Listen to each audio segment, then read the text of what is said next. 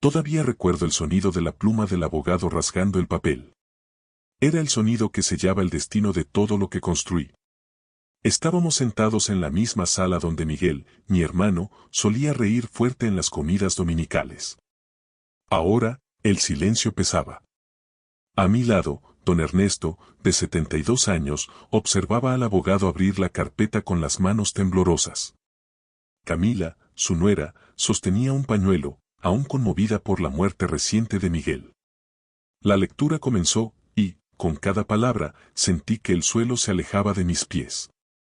La mansión, las tierras, los 10 millones, todo a nombre de mi hijo, Mauricio. Para mí, solo quedaba una cabaña vieja en las montañas.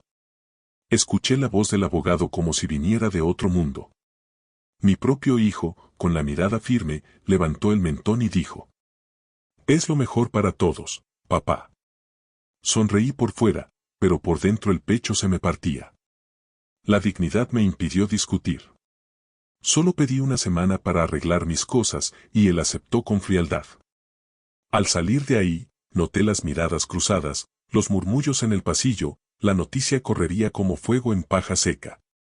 Este canal acaba de nacer, y su misión es sencilla: traer historias que tocan el corazón y valoran la sabiduría ganada a lo largo de la vida. Deja tu like, comparte y suscríbete al canal. Ayúdanos a crecer en YouTube para seguir llevándote contenido como este. En casa, cada objeto parecía juzgarme. Las fotos antiguas, el olor de la madera, las risas atrapadas en el tiempo. Guardé las llaves de la mansión como quien entierra una parte de sí mismo.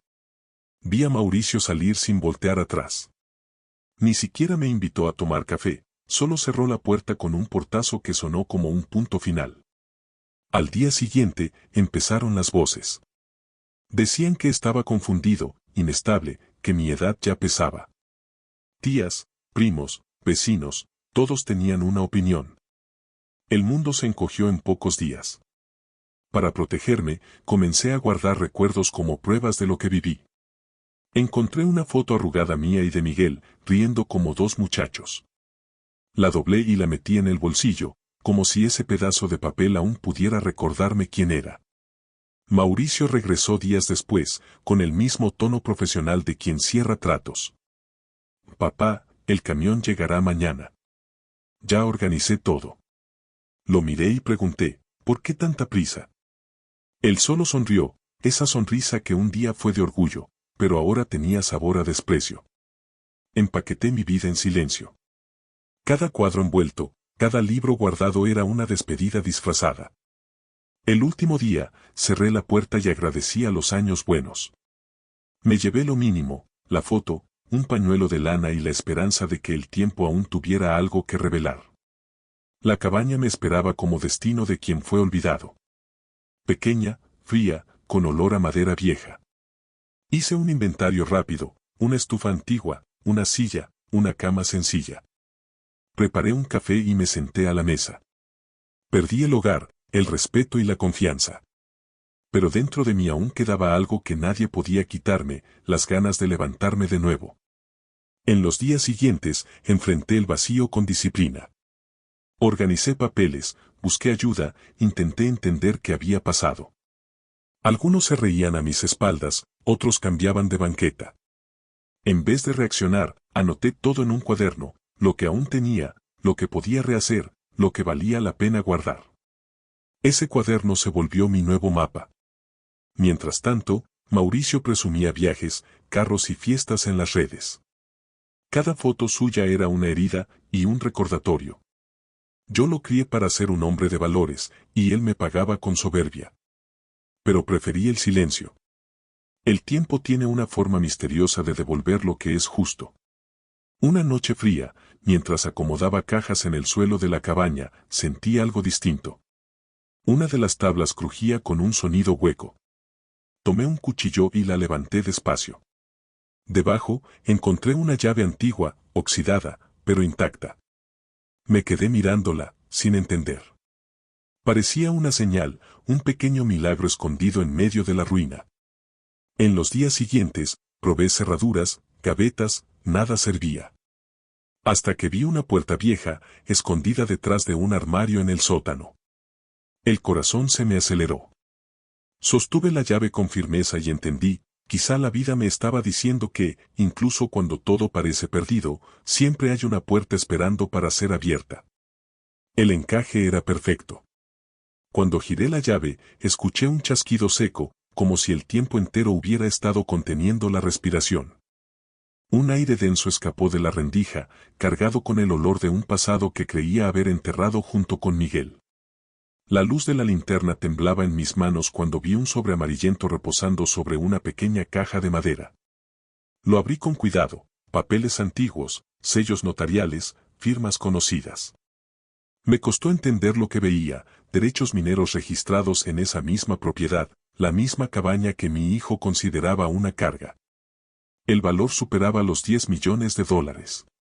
Durante unos segundos, el mundo quedó en silencio. Tuve que sentarme. El corazón latía tan fuerte que parecía querer escaparse del pecho. Junto a los documentos, otro sobre, con la caligrafía firme de Miguel, mi hermano. Sentí las lágrimas antes siquiera de abrirlo. Ernesto, si estás leyendo esto, es porque el plan funcionó, decía la carta. Miguel explicaba que había dejado todo a Mauricio a propósito. Creía que la ambición de mi hijo lo cegaría, y que, a través del dolor, yo aprendería el valor de la fe y la resiliencia. Guardé en la cabaña el verdadero futuro, decía. Porque siempre creí que tu fuerza sería mayor que cualquier injusticia. Leí ese fragmento decenas de veces. Cada palabra parecía un abrazo llegado desde el más allá. El rencor aún ardía, pero dentro de mí nacía algo distinto, una llama silenciosa, una fe que pensaba haber perdido. Aprieté esos papeles contra mi pecho y entendí, no era el final, era un nuevo comienzo.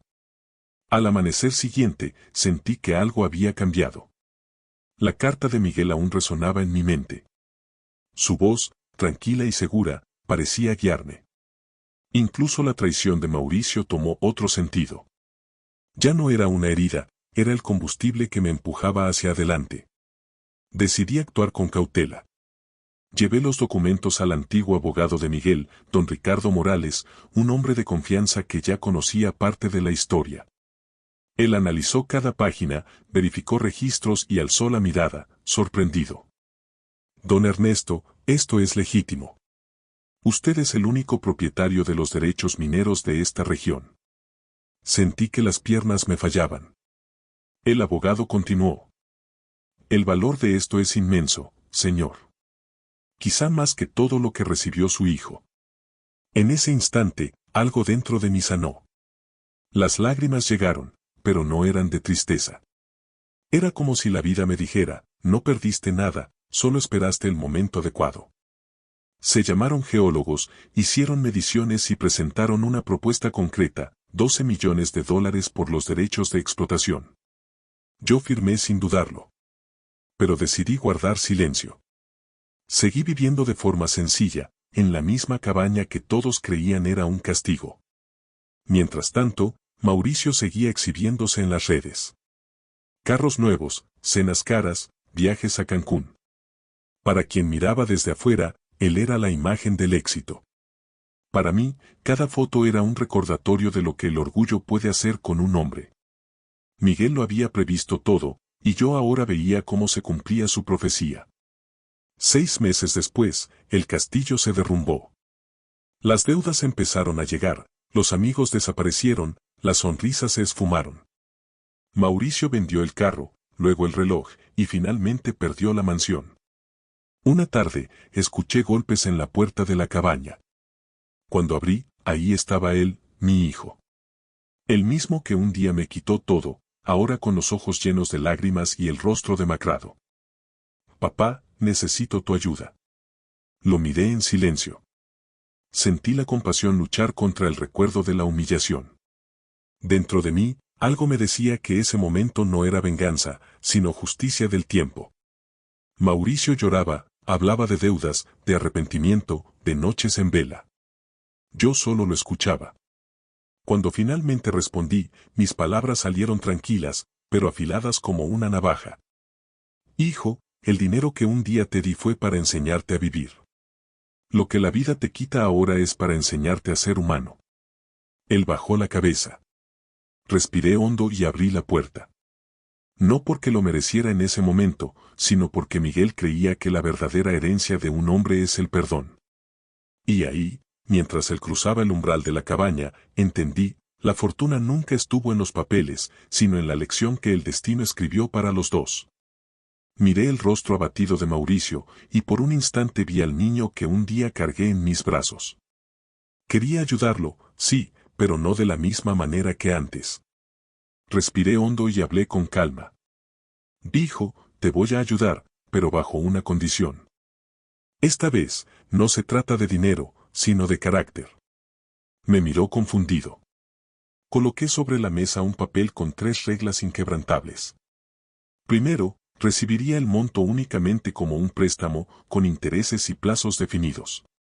Segundo, tendría que trabajar conmigo todas las semanas, durante 5 años, sirviendo con humildad y respeto. Y el tercer punto, el más importante, pedir perdón públicamente a la familia que un día creyó en sus mentiras. El asombro le inundó el rostro. Vi cómo el orgullo se le atoraba en la garganta, pero el desespero era más fuerte. Y, por primera vez, Mauricio bajó la cabeza. Acepto, papá. Los meses siguientes fueron una escuela dura. El hombre que antes vivía entre fiestas y halagos ahora limpiaba herramientas, arreglaba cercas y aprendía a escuchar.